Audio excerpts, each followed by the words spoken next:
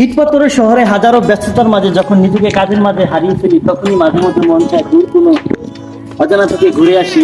তো তারই ধারাবাহিকতায় আজকে বের হয়েছি, নতুন কোনো জায়গায় যাব। সাথে তো আপনারা আছেন। Welcome back to another blog. আমি আসিফ আছি আপনাদের সাথে নতুন একটি ভিডিওতে আপনাদেরকে জানাচ্ছি স্বাগত। তো চলেন আজকের দিনটা আপনাদেরকে সাথে নিয়ে দূর কোনো অজানায় ঘুরে আসি। Let's go. 1, 2, 3, let's go.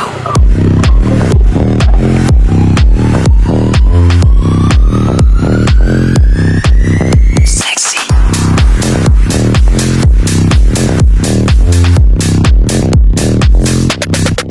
Let's go. ঘোরাঘুরি, আড্ডা, মাস্তি আর একটুখানি বিনোদন কার না ভালো লাগে বলেন?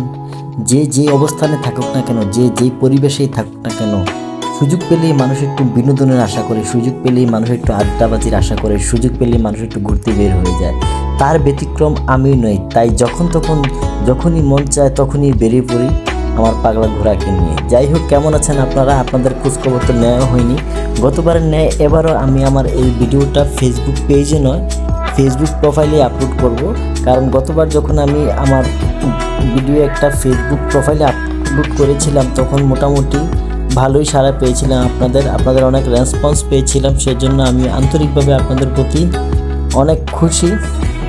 তো যাই হোক, এখন চলে আসলাম একটু চা বাগানের দিকে ঘুরতে। আপনারা দেখতে পাচ্ছেন আমার ডানে বামে অপরূপ সৌন্দর্যে বেষ্টিত চা বাগান। আর আমি তো থাকি সিলেটে, সেটা তো নিশ্চয়ই আপনারা জানেন।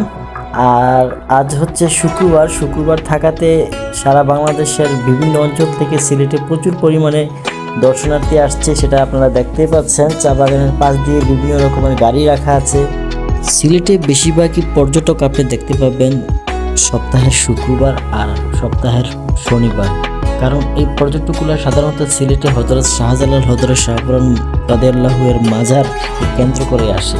তো মাজারকে যখন কেন্দ্র করে আসে, মাজার জিয়ারত শেষ হলে মানুষ সিলেটের যে দর্শনীয় স্থানগুলো আছে সেগুলোতে যেতে ভুল করে না।